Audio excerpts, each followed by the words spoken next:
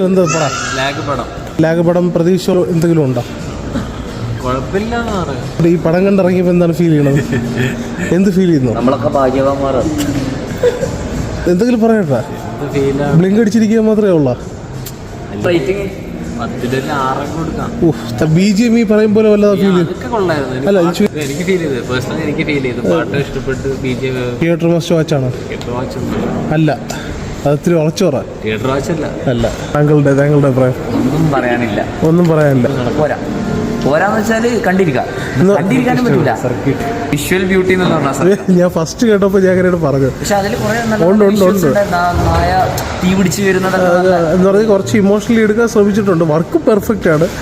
പടവും 75% ചടച്ച്, അത് തന്നെ. പിന്നീട് 25% കയറി വന്നിട്ടില്ല. പിന്നെ അതുപോലെ പടം കൊള്ളാം, പക്ഷേ എന്തോ നമുക്ക് എന്തൊക്കെയോ സാറ്റിസ്ഫൈഡ് ആയിട്ടില്ല.